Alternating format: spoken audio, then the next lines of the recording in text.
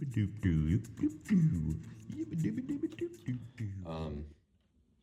we go. D sharp minor, that's going to be a little bit of a challenge. D minor's not a challenge. It's just those white keys starting on the D. Oh, back to D sharp, not minor. And then to a B minor. Okay. So this is going to be this is what I was talking about earlier. About how sometimes, there's my painting. Okay, so that's a 7-card progression. It's going to be 7 chords before I wrap it around. But there's a whole lot of D going on here. A whole lot of D going on. Now, I just put that up there to get it out of the way. I probably shouldn't have, because I'll have to move these anyway. I'll move them up to the top of the piano here. But just so you can check it out, there's a piano code on each one of these that gives me the chord and then the scale that goes along with that chord, as if that chord was the tonic. I don't know if that made sense to people, but depending on what the mind feels like, what key we're in, I'm guessing it's going to be like a D sharp, kind of like a minor D sharp. But then, so here on my first card, I got my D sharp minor, and then it's the noodle crutch is spun to the Doric mode, the Dorian mode, with the D sharp minor at the top. So now I can look at how these other notes relate back to that card in that shape.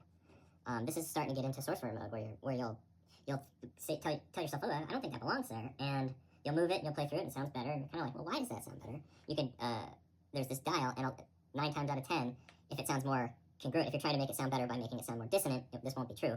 But if you're trying to reach harmonies and stuff, I can see on here in the Doric mode, it might be in a different, if I tried it in a different minor mode, it might actually work with these different cards more, and that's something to experiment around with. But for now, I can have a quick kind of judgment on, okay, there's my D is a half step, the B is a half step higher than the 5th to the D sharp, because the 5th is a good anchor point, and the 5th on the D sharp is an A sharp, which we don't have one out here. But so the B is over there by the 5th, which is kind of like the opposite side of the musical scale as you head up. The exact opposite side is, there's a whole, I think it's, if you take the harmonic sequence and you crunch it back on itself, you can derive some sort of constant, mathematical constant. And that mathematical constant is like 5.8, whatever. And if you think of the circle now not as 12, but it's 10, this is getting a little out there, and like 5 being half of 10, the nice harmonic congruence between the octave and the 5th isn't on center, it's one segment off from center. But this 5.8 kind of would explain that in a weird way. I don't know. I know I'm kind of stretching here. I'm not a mathematologist, but I digress. Let's just play through this. Maybe I'm stalling. Maybe I'm a little intimidated and I'm stalling about this. But there's information on these cards that maybe you don't need to try and discover right away. But maybe after you've been playing with them for years, you'll be like, oh, wow. It's not necessary information. It's just information that's there for when you're ready to absorb it. Okay, so I am going to try and absorb some piano skills by playing through this progression, trying to give them equal time. And if I can't find that chord and it keeps bothering me and I keep missing it, maybe I'm playing a little too fast and maybe I need to give each chord a longer duration, even though it makes it into more of a boring sounding song thing. If you just got to give yourself time to learn the chord and be like, okay, here's that chord, I'm in that chord, here we are, but we're still in the flow of time, so now I'm going to play the next chord for that same longish time period until I feel like, okay, I'm making sense of that, okay, now go to the next chord, making sense of that. And then as you get more comfortable, you can shorten those durations and then, travel through the progression, and then pretty soon you're playing piano. So, okay, or guitar, or whatever other instrument that this game will allow you to learn with such ease and short duration. So here we go, D sharp minor. You know the D is right here between the two black keys. D sharp then obviously is just a half step up from that on the black key, the right one of the two. But to make it a minor, well, let's see. It's going to be all these black keys. Learning that off the card here. And then to play that normal D minor. Oh, that's cool, because you play the third is the same on both of those cards. D sharp. Let's get this party started again. D sharp minor. Now we're going to normal, just a D minor instead of the D sharp minor. Half step down from that. Still in the minor mode. Now we're moving up to the D sharp major. Which is kind of a nice little change in there. And then now we want the B minor. There's my B, it wants a B, D. Ooh. F sharp, that's nice. From that D sharp, that's nice. Oh, we'll hear it again when we play through. G major. That's not bad. Not a bad little interval. Then to E minor. That's pretty cool too. And then D major. That's not bad. Now we're going D sharp minor.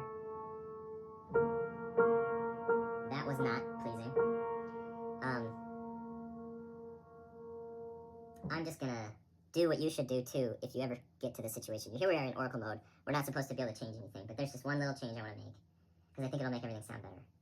And it's a very subtle change. I have a D already drawn and a D minor here already drawn. And I'm just gonna flip them around. And I think I'm gonna like that. Okay, let's just try. Let's start on this D minor. D minor.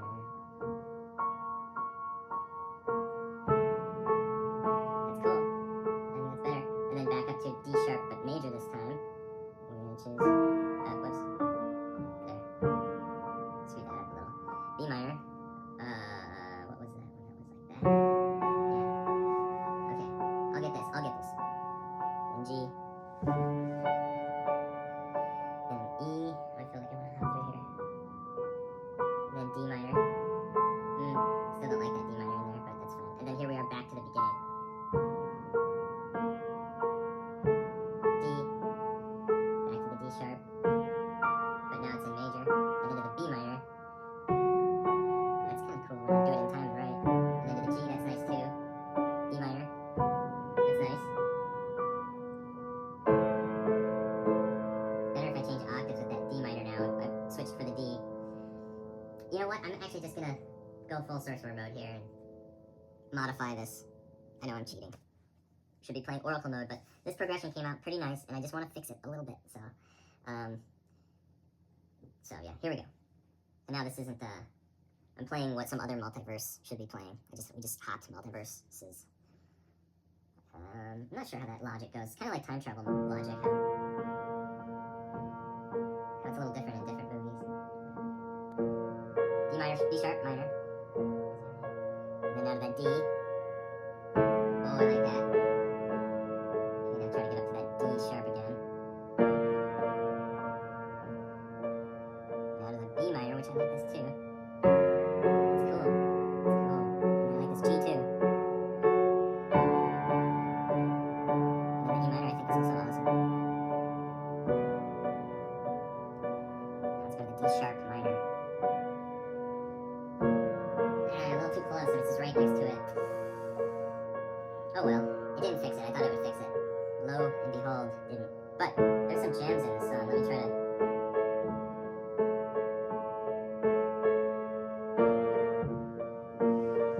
I just want to go back to the D minor since I'm sorcerer moding this song up anyway. Might as well. So I'm just gonna, instead of doing this, it came out D sharp minor, D, and then this is D sharp major.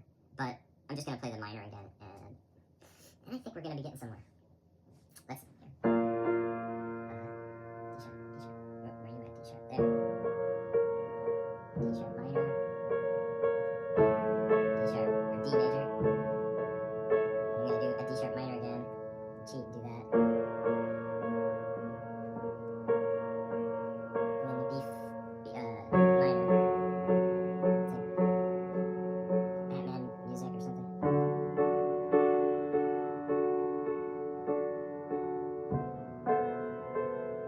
Oops.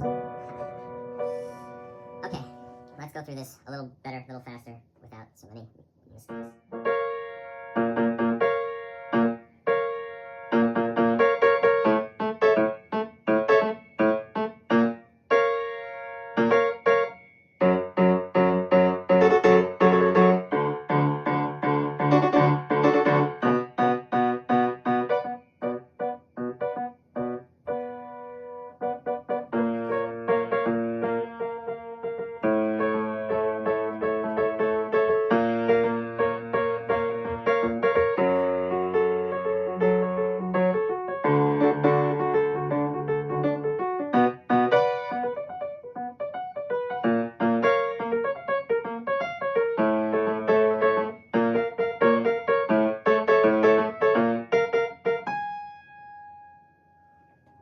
Alright. I feel like that was a good video for showing a hybrid between the time where you're in Oracle mode and you're about to blossom out into Sorcerer mode. But I think, so again, I'm feeling great benefit from playing this in Oracle mode. And you get that same benefit from playing in Sorcerer mode too.